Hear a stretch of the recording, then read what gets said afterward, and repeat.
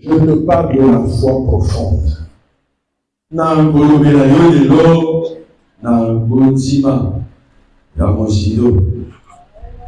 Amen. Parce que la Bible dit, le Seigneur a dit, sans la foi, on n'est pas agréable à Dieu.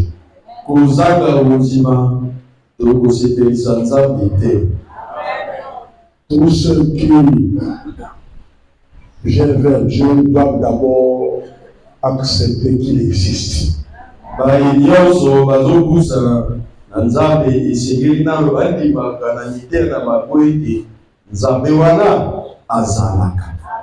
il est le rémunérateur de ceux qui le cherchent.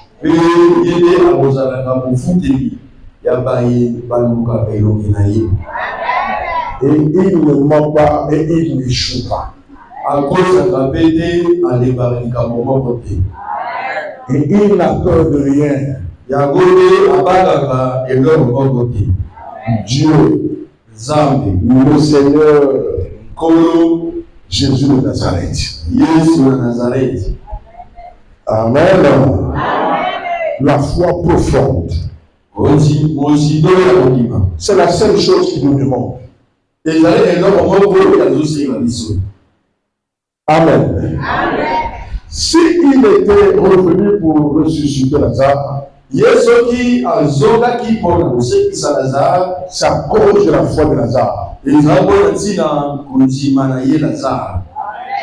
Voilà pourquoi je t'ai parlé de la foi profonde. C'est celle dont quelqu'un croit, même s'il est en position désespérée.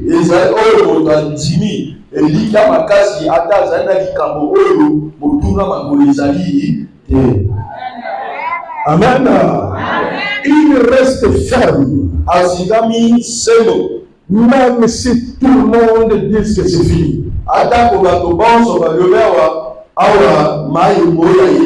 Pour lui, celui qui l'a cru est terrible et extraordinaire.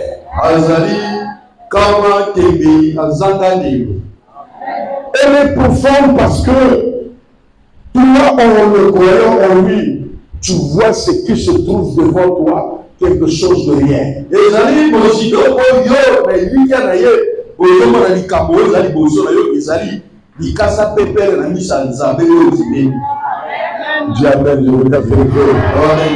C'est par la foi qu'on accepte. Et dès qu'on croit que c'est rien devant Dieu, la manifestation de la puissance va s'effectuer. Dis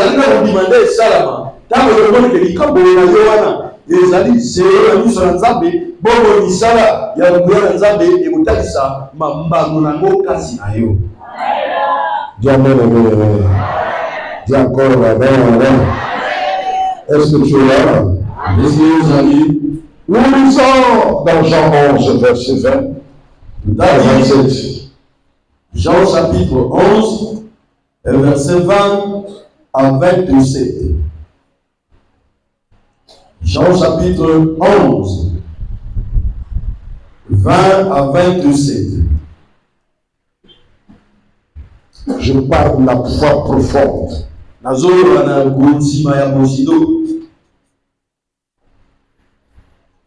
Celle qui crée les grands miracles.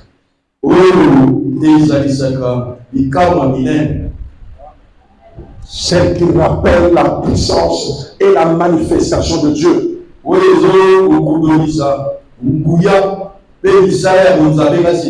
Celle qui étonne les gens. C'est ce que je veux que tu aies. Il faut que tu aies cette foi-là. Cette foi qui ne donne pas de regret.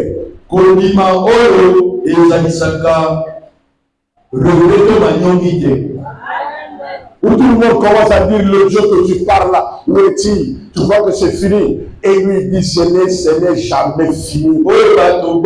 Pas fini.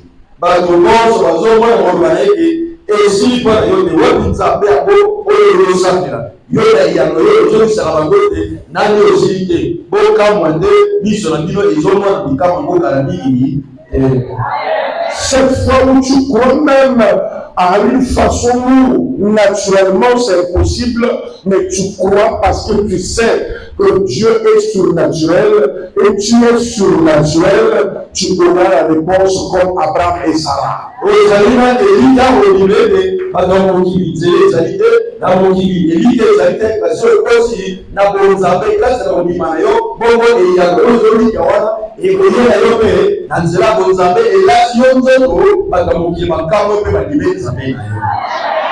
Dieu appelle ça.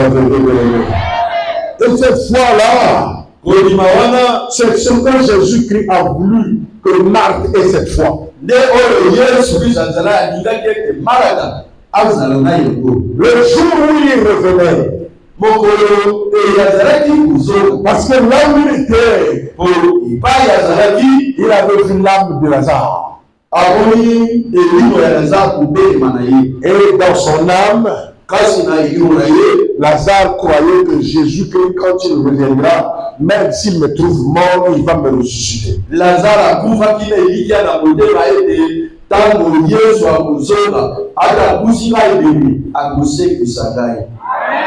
Jésus ne pouvait pas lui laisser dans le repos.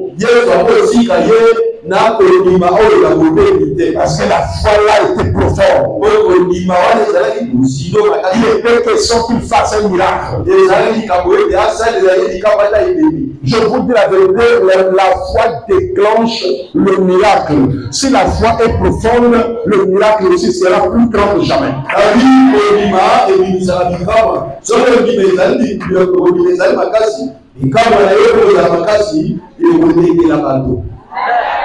Suivez-moi très bien, mes bien-aimés. N'oubliez pas que Dieu connaît tout. Même quand tu es malade, même quand tu n'as pas d'enfant, même quand la situation est devenue grave. Mais il faut savoir que Dieu connaît ça. Dieu connaît certaines personnes ne te trompent. Parce que certaines personnes ont l'impression que ça, c'est Dieu qui t'a abandonné. Non, celui qui abandonne, c'est Satan. Ta mère peut t'abandonner, ton père peut t'abandonner, le diable peut t'abandonner. Tant que tu auras le souffle de vie, il est à côté de toi. Il n'abandonne pas de bien-aimé. Quand tu souffres là, il est là. Quand tu cries là, il est là. Quand tu es humilié, il est là. Même avant que tu parles, il connaît. Il veut que tu puisses être ferme. Ne change pas de pensée. Jésus-Christ connaît tout. Jésus-Christ fait tout. Reste ferme dans cette foi. Il va le démontrer devant tout le monde. Je vous dis la vérité de l'ennemi. Rien ne lui empêche d'enlever quelque chose que le médecin n'a pas pu.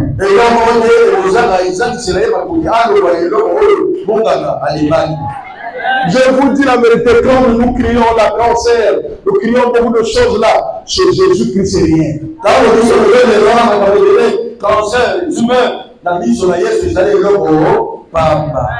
Même les sorciers, les magiciens, tes adversaires, ils ont peur de la personne qui a la foi.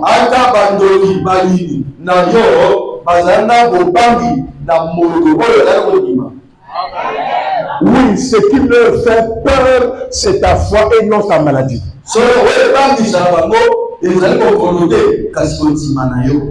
Parce que ta foi va produire un miracle d'un moment à l'autre. Soki ondimi ata bazoseka ata bazoloba ke esimba te ata osambela ekete ndima kaka ke ekokende tanke na kosambela Yesu ekokende. Ça partira, ça reste pas là. Jésus ne te laissera jamais mourir pour toujours sans que tu croiras que Jésus-Christ va me faire un miracle, il ne me laissera pas mourir comme ça. Il le fera.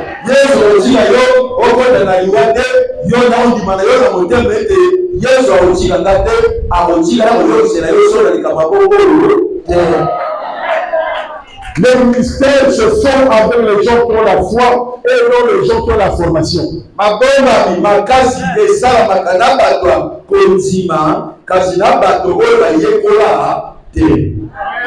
Oh, tu n'as pas bien. Je vous dis la vérité, j'ai commencé à prêcher après avoir connu Dieu 6 mois.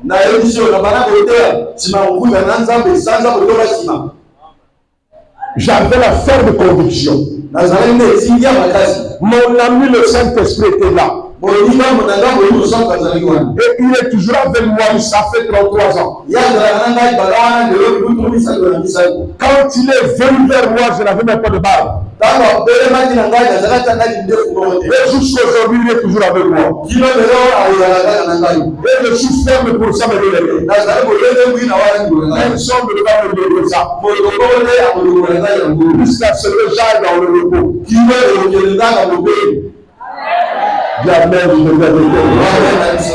Et sois ferme dans ce que tu crois.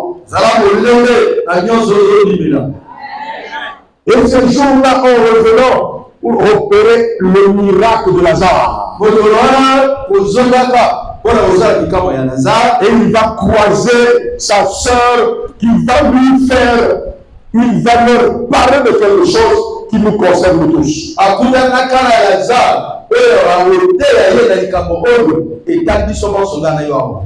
La Bible dit au verset 20, et Allah au devant de lui. Dit à Jésus, était ici. Mon frère ne serait pas mort.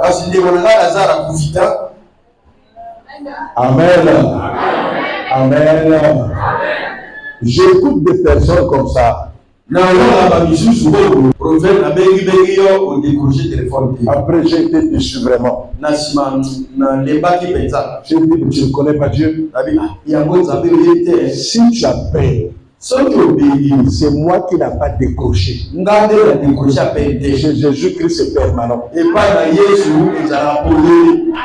Non, je vais vous informer quelque chose que vous ne connaissez pas.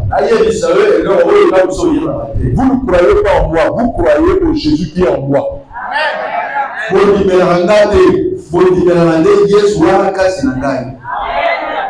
Moi, je peux être empêché.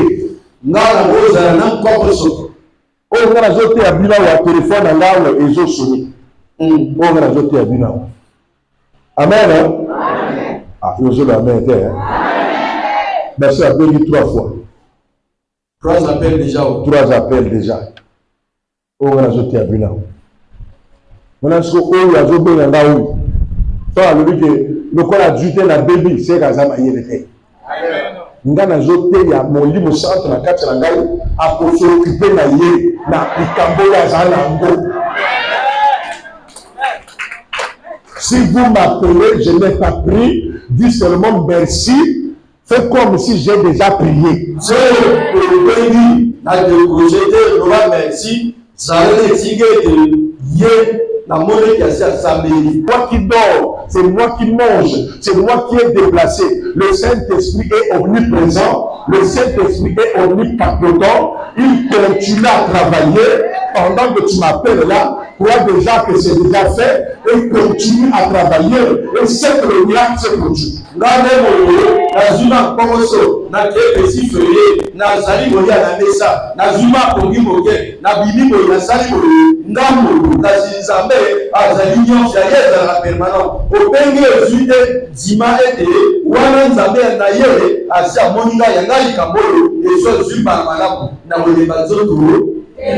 Pendant que Marc est en train de dire, si tu étais là,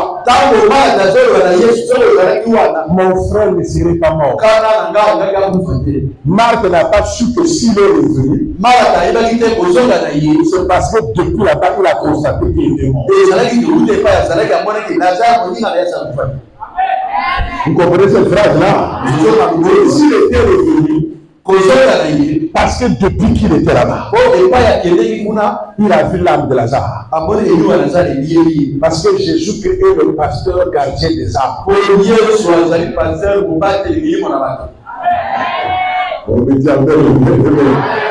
Il a senti comme ça, il a dit, mais ça c'est qui ça?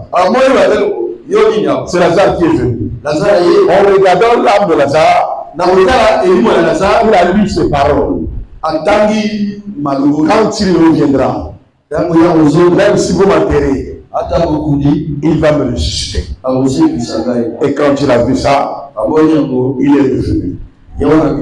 La foi. Ne désespérez jamais. Quel que soit l'état de votre problème, quel que soit l'injure qu'on vous porte, quelles que soient les accusations qu'on vous donne, même s'il arrive que tous les enfants soient abandonnés, ne désespère pas. Crois toujours que ton Dieu va confondre des adversaires. Ah, tu n'as pas compris. Ne désespère jamais. Jésus n'est pas un médecin à l'hôpital de Talanga ou si à Chinon. Non. Il est la solution de tous les problèmes. Son pouvoir n'a pas de limite. Il va t'opérer un miracle où tout le monde va parler. Le monde va parler. C'est toi qui ne vas pas en profondeur de la foi. Il suffit qu'on te critique. Il suffit qu'on parle. Tu es déçu. Libre. C'est bon, papa,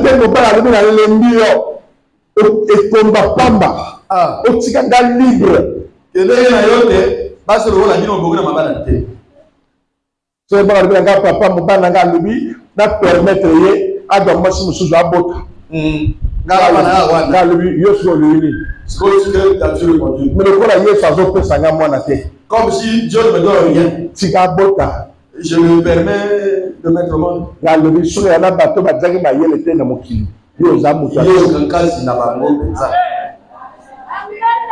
C'est-à-dire qu'au semble de la Kaou et à Tamba.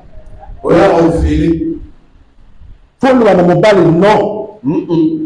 Tango Sarah Salaki Bongo. Parce que Salaki Bongo, Sarah a regretté il le long. Parce qu'elle n'est pas qu'ils embêtaient. Nous avons Isaac, le roi a regardé, Abraham a regardé, Ismaël, c'est ça la crise de foi. Si aujourd'hui là, Israël est attaqué, c'est à cause de la faute de Sarah. Sarah n'a pas la foi en profondeur. Il a communiqué ça à son mari. On a mis Ismaël au monde. Et aujourd'hui, les descendants d'Ismaël, ce sont les Iraniens là. Iraniens les Libiens là. Pourquoi ils ont la colère d'Israël, la colère des descendants d'Isaac. La guerre a commencé là-bas. La guerre que vous voyez, c'est la guerre qui a commencé loin. Ils ne pourront jamais aimer Israël parce qu'ils sont les descendants des choses, ce sont les descendants d'Ismaël.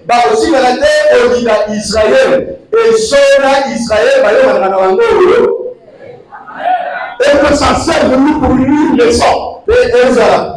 Quand Dieu te dit quelque chose, ça ne viendra pas comme ça. Il y aura des examens, des épreuves que tu vas traverser.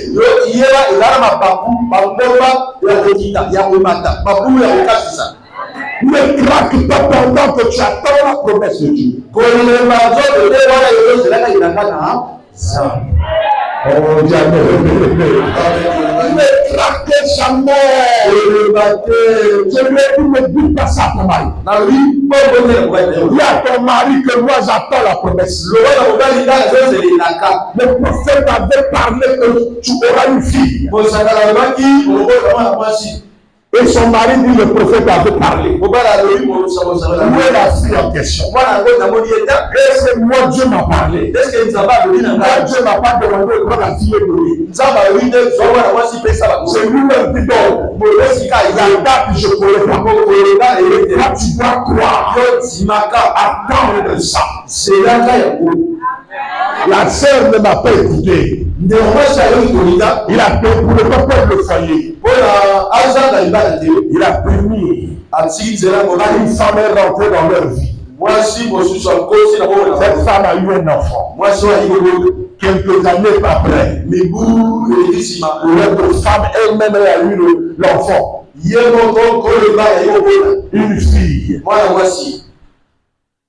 Et il dit, c'est le gars, j'ai une fille. Le prophète avait raison.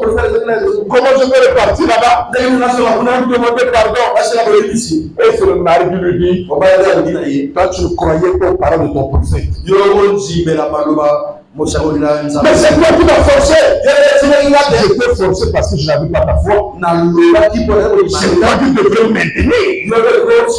Parce que c'est toi qui crois en lui. Pourquoi tu ne me croyais pas? C'est toi qui devrais me dire, mon mari, je ne me trompe pas. Et tu n'étais pas faible. Est-ce que tu m'as bien élevé? Tu m'as bien élevé.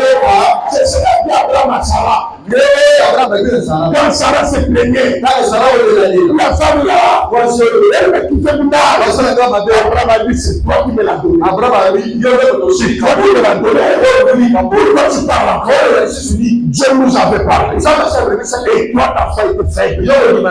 Voilà là où tu m'as amené. Ouvrez vos oreilles. Quand vous venez ici, vous rentrez dans la promesse. Et sachez-le, vous serez votre sang. Vous serez mes enfants. Vous serez ce que vous m'avez besoin. Ne réfléchissez jamais. Soyez ferme en ce que vous croyez. Dieu le fera en son temps. Dieu n'a pas peur du fétiche. Quand le moment venu arrive, le miracle sera scellé. Aucune créature ne peut discuter l'autorité avec Jésus.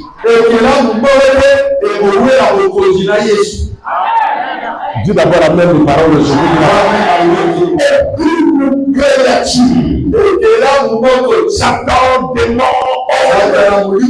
femme, animal, tout ce que vous voyez là, rien ne peut discuter l'autorité avec Jésus.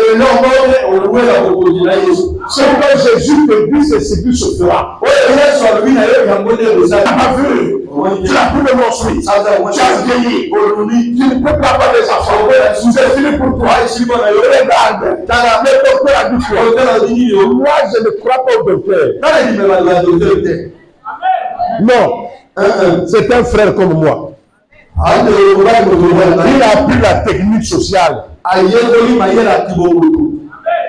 Donc, Kenkeliba, Bamelarangote, pour aller les palutes, Olambi, Autobussi, bon, et là, on dit aux hommes maîtriser la dose. Il y a des personnes qui disent Kenkeliba, Autobussi, à mesurer d'autres, à Tina carton. Au moment que vraiment, il y a Kenkeliba. Il y a du mot pour la micro, la méta. Amen. La méta va lui le loco, il y a la boulot. Est-ce que la méti est simbi? Bah, du haut est simbi. Mais il ne peut pas ça la boulot. C'est la nature. Ça là, je ne crois pas en ça. C'est des choses que je prends. Parce que je sais que ça soulage ça. Mais quand tu crois à la guérison, c'est le Seigneur Jésus-Christ qui le fait par le Saint-Esprit. Il libère une option qui crée le miracle. Tu n'as pas dit amen, mais bien aimé. Il y a que ça, mais bien aimé, c'est ça la foi. Pour moi, je ne vis que par Jésus. Il n'y a que Jésus qui me bien-aimé. Ce monde lui appartient. Tout ce qu'on parle là, c'est les Jésus baptêmes. Dès que tu la crois, il le fera, quelle que soit la date, quel que soit l'âge, quel que soit le moment que ça fait. Jamais vous avez été donné. Quel que soit ce qu'on va dire. On va parler comme Marthe. Si tu étais là, c'est comme si tu ne le connais pas. Il ne serait pas mort.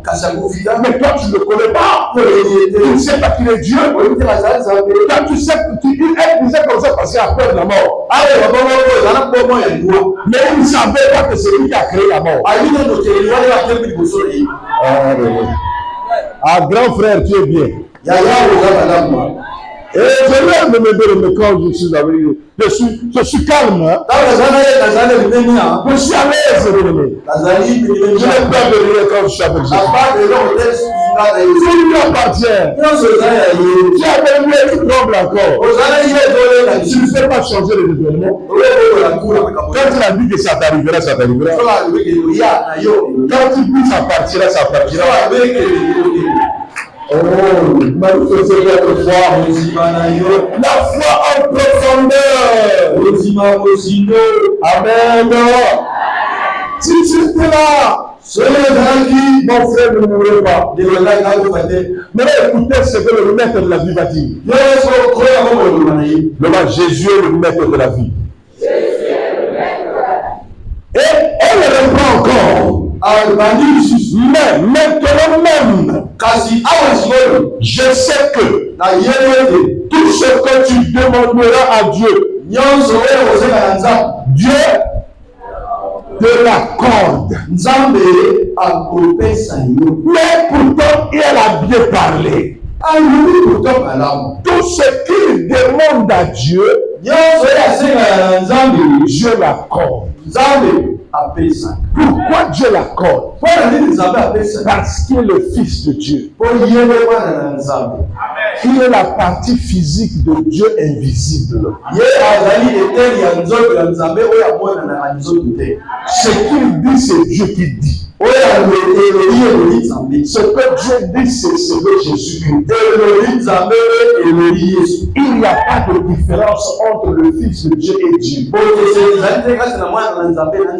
Quand Jésus a parlé, Dieu a parlé. Quand Dieu a parlé, Jésus a parlé. Voilà pourquoi il a dit, moi et mon Père, nous sommes un. Quand tu parles du Fils de Dieu, tu n'as pas péché. Quand tu parles de Dieu, tu n'as pas péché. Marie a bien parlé. Mais quelque part, elle a déconné. Mais si c'est que lui demande, Dieu le fait, ça veut dire qu'il fait peu.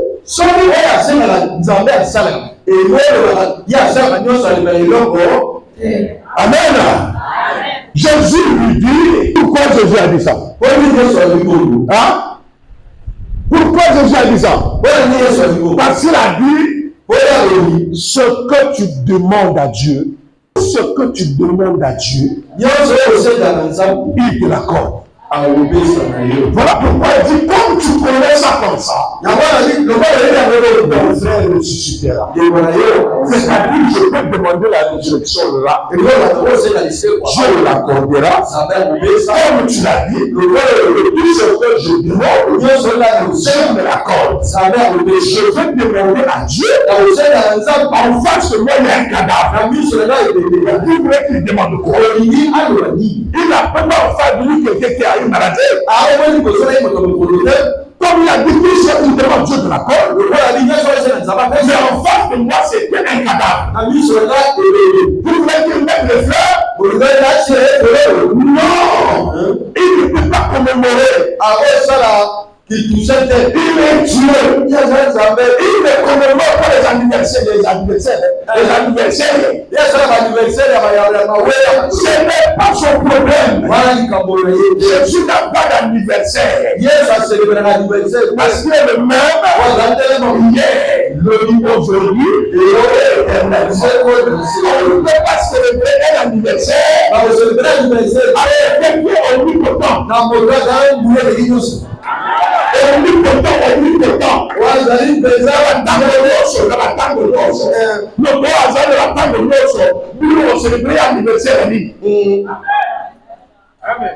Il y a abondamment jamais.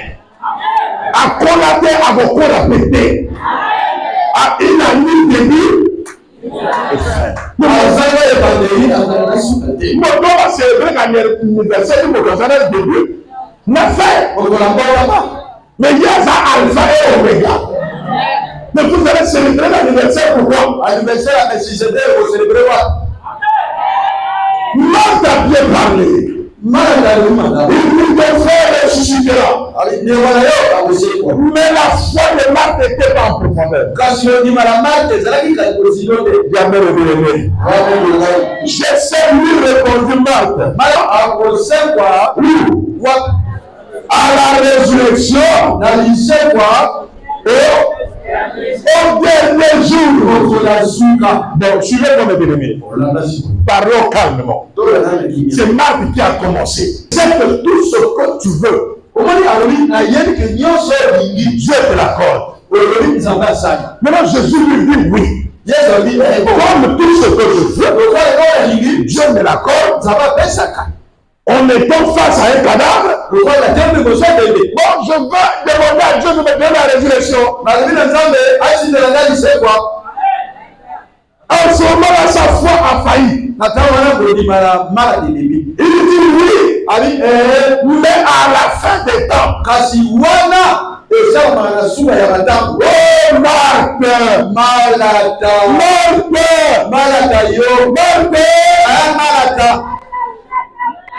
Le rêve dit, l'homme dit qu'à la casse, on dit, il faut jouer si on dit. Tout le monde peut le dire, yes, on est la caractère, yes, on est la caractère, tant que docteur a dit, qu'on va pas l'icône, mais, yes, on dit,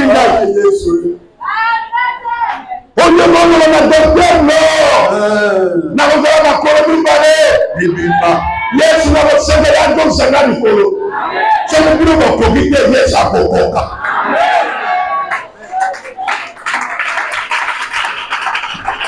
Amen. Je me rappelle des frères. Qui était parti de l'hôpital de Terangaï. Il avait un pied. On devrait couper. Et il lui a dit, assois-toi là.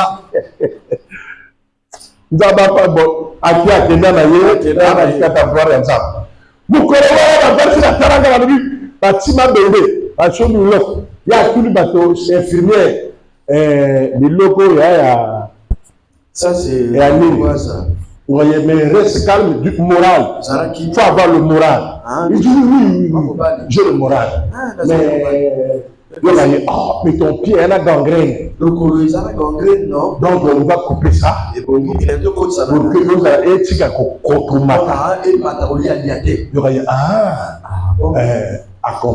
accompagner la que nous sommes. Donc infirmière accompagner à qui nous sommes. Infirmière à tel mari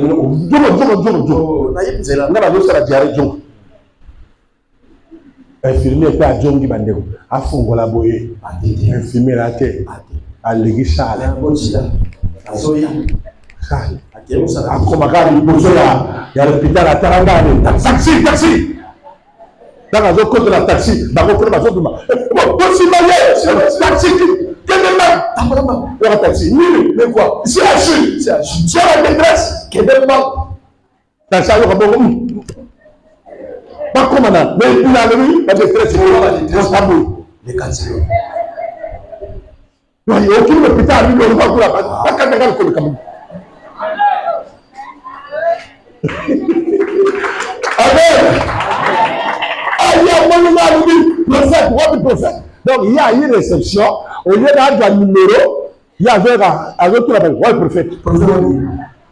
À tous les côtés, le prophète, il y aura bango. Monsieur n'a jamais de prophète. Numéro T. Alors, le prophète, il y a la frère, tel mal, n'a tel mal. Est-ce qu'il y a une côté de la boutique? Aïe, bon, là, sur la bâtisse. Nathan, le côté, comme un noir. Il y aura prophète, tape.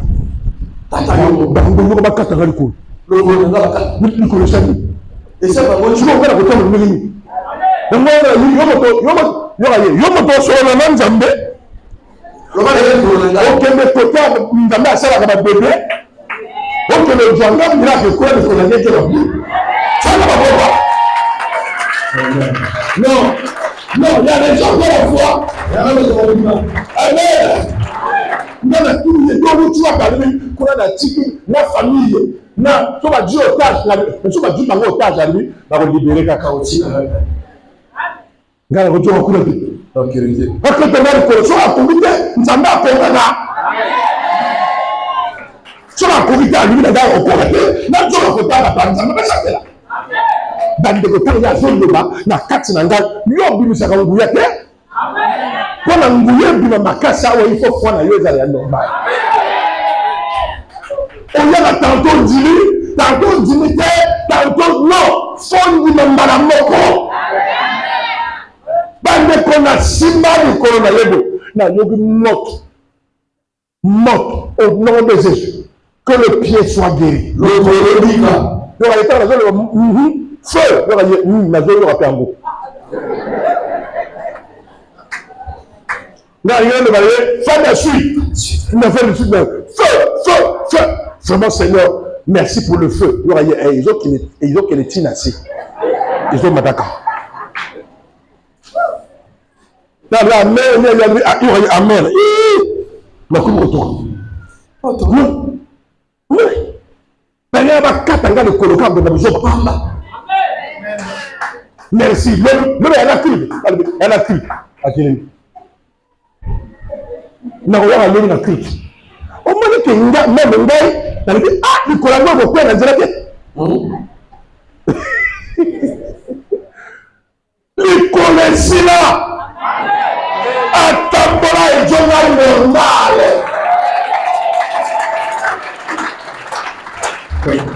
c'est ça, c'est la propre forme que je te cherche. C'est pas la petite foi que tu as là quand tu es adopté. Tu vas souffrir. Souffrir, hein? Vous savez qui je porte? Moi, je porte le roi des rois, le Seigneur des seigneurs. C'est vous qui allez regretter les jours d'affaires. C'est vous qui reviendrez vers moi. Dieu pardonne. On ne comprenait pas ce Jésus n'abandonne jamais. Même si les gens te refusent, si on ferme dans ta foi. So ya ozando na peso sango na opesa te. Na zote ya Yesu. Oko tunana bindogo na ya proto.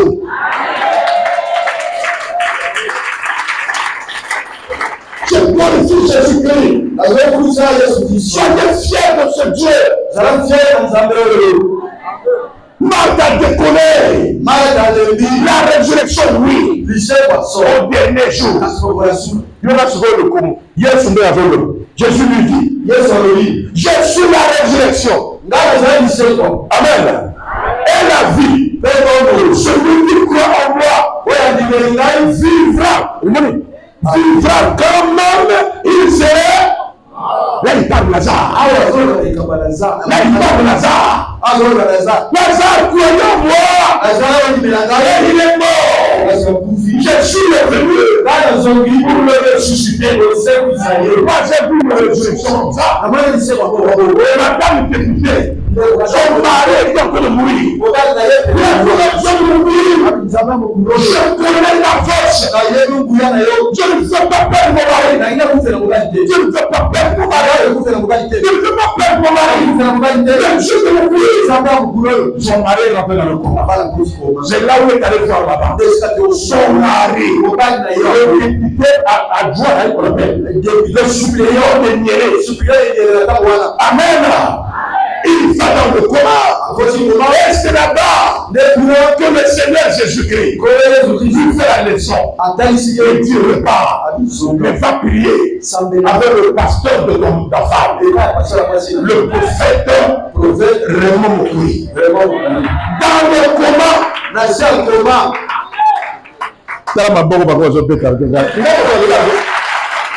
Là-bas, dans le monde des esprits. Pas que mon taïa, ça dit moi magie. Non, mon prophète Mokoui, c'est quoi? C'est que le. T'as vu le même. Moto va jouer témoigner dans le monde. Amen. Il est revenu. Aujourd'hui, la chose étonnante, c'est ce qu'il va dire à sa femme. Il dit, quel est le nom de ton prophète? Moi, ça lui. Oh, on a dit qu'un frère Raymond. Moi, ça lui, tu connais son nom? Je ne connais pas. Il dit, il s'appelle Mokoui Raymond. Au lieu d'avoir côté de la Koufikuna. Moukazala de la Bananga, à lui, comme elle est Mokoui. Ah, nous avons la salle de la Kuna. Comme la famille n'a été. Mais il était un content. Comme on a papa Raoul, il y aura moi ça de toi. Papa, vraiment, il y aura papa. Prenez Raymond. Non, c'est quoi? Mais la famille. Il y a un Gabriel Mokouri. Il y a oh! Il y a mon bari, la mouka. Tu t'avais dit quoi? C'est la vérité. Du Kabasoro. Mais dis amen, non? Jésus-Christ a témoigné un mot. Vous n'êtes pas pour témoigner. Et c'est ce que je vous dis. Moi, je le crois à 100%. Mon Jésus, c'est à 100%. Je vis pour lui. Je mange pour lui. Je me réveille pour lui. Je lui appartiens. Je vis pour Jésus. Je crois pour lui. Et moi, la plus mort, s'il est. Ainsi soit-il. Il ne va pas changer. La maladie ne va pas changer ta vérité. Ta prophétie va s'accomplir. Ce n'est pas parce que, écoutez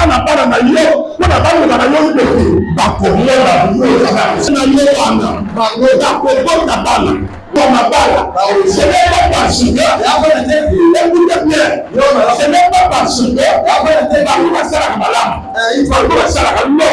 c'est parce que toi, tu pries mon Dieu. Dieu va me faire.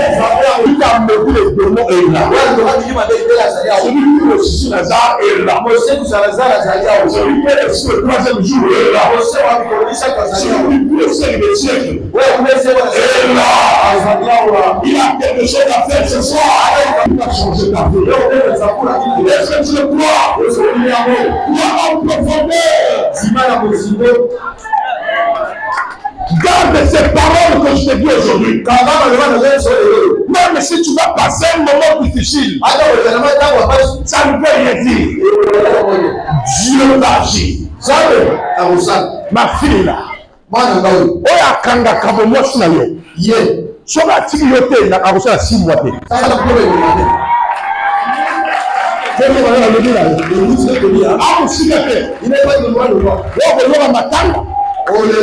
Na jambala. Kera no yo di to do le. Amen.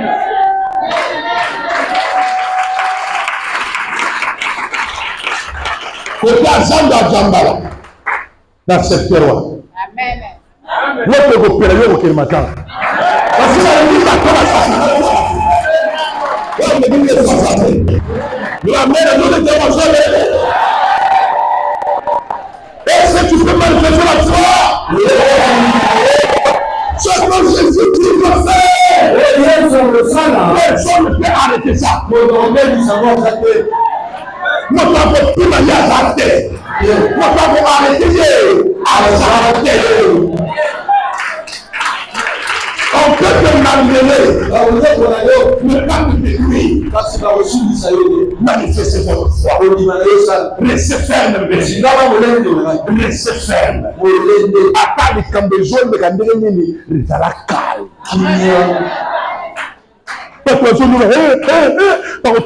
Mais pas nous, ça n'a pas cité le beau Vandassi. Mon Dieu agira le dernier.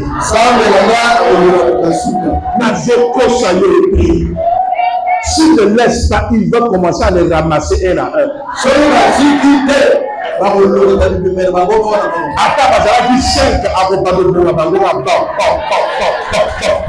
Parce qu'il va le laisser.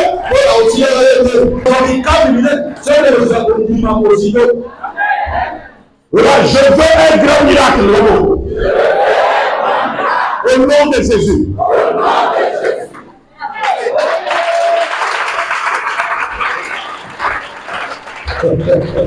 Alléluia.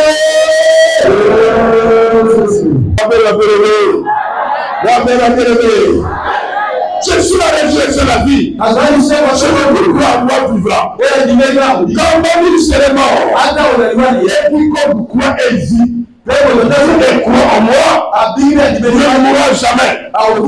Quand tu en seras, elle me dit, oui, Seigneur, je crois, tu es le Christ. Tu es le Christ, la puissance suprême, le Fils de Dieu, et de même venir dans le monde pour nous éclairer, pour nous parler de la vérité du ciel. Quand Jésus-Christ est venu du ciel, pour nous parler de l'éternité. C'est nous le maître de l'éternité. Son origine remonte sans ancien. Il est le roi des rois, il est le seigneur des seigneurs. Il ne rate rien. Ne croyez pas en d'autres personnes. Ne croyez pas aux prophètes. Ne croyez pas en mon nom. Ne croyez pas aux humains. Croyez seulement Jésus. Croyez seulement Jésus. Le seul va te donner la vie éternelle. Il va te donner la guérison. Il va te donner la délivrance. Il va écraser Satan. Il va écraser le péché. Il y en a pas deux. Voilà pourquoi il a parlé comme ça. Il a dit à Marthe, où est-ce que vous l'avez enterré? Il a dit là-bas, il est venu à la tombe. Le maître de la vie, le roi de tous les temps, le Seigneur, la résurrection. Il ne peut pas ressusciter. Il est la résurrection. Il est la résurrection. Il a regardé Lazare. Il a regardé le mort. Il a dit Lazare, sort. Lazare est sorti. Qui a fait ça? Quel est ce grand-père qui a fait ça? Quel est ce franc-maçon qui a fait ça? Quel est ce monde qui a fait ça? Quel est ce sorcier qui a fait ça? Il est incomparable. Voilà pourquoi je te le dis. Quand on va rester ici, Dieu va opérer un miracle.